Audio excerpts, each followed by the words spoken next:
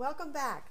I'm going to teach you the rest of this that deals with perfect competition for Econ 300 at the University of Louisiana Lafayette. What we saw last time in the previous video was where the farmer could choose how much to sell in order to make a profit. This time he's got a little dilemma. If you notice, this is the average total cost curve, which is the top. The average variable cost curve, of course, lies below that, and the marginal cost curve intersects the minimum points of the average variable and the average total.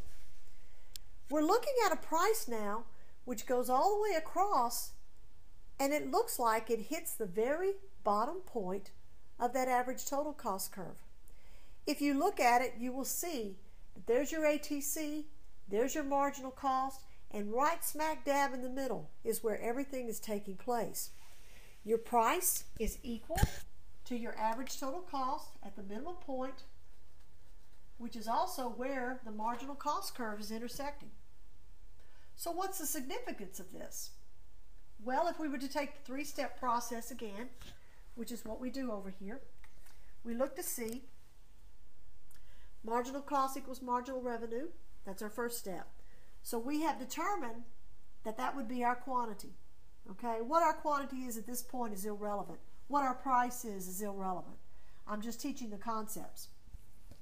Once we have found out where we are to be, then we take the price minus the average total cost.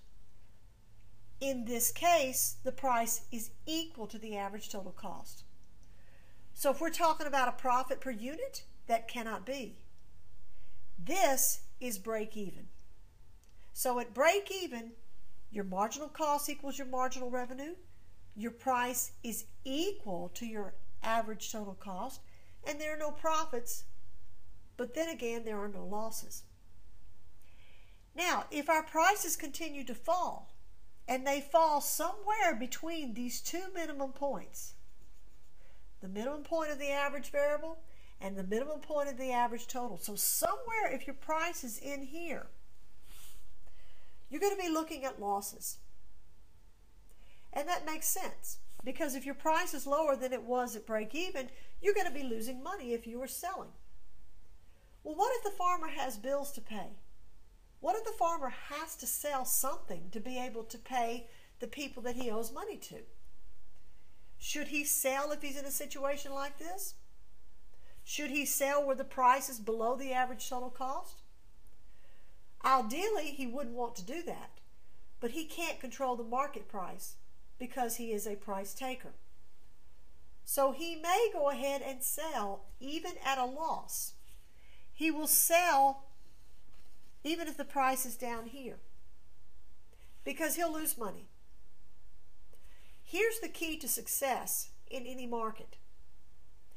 This is a short run. You have to cover your variable costs in the short run in order to stay in business. Where is the minimum point of the average variable cost? Right here. If his price is above it, he will lose money, but at least he'll sell enough to where he can pay his labor, his supplies, his electricity, all of those variable costs that I talked about in the last chapter. So he's got his head above water. It's not great. He's losing some money, but at least he can cover his variable cost. You see the gap between here and here? The gap between the minimum point of the average variable and the minimum point of the average total represents the fixed cost. You remember I told you I wouldn't draw a fixed cost curve again? And that's the reason. We don't need it. We know the gap between ATC and average variable cost is fixed cost. That's what separates the two.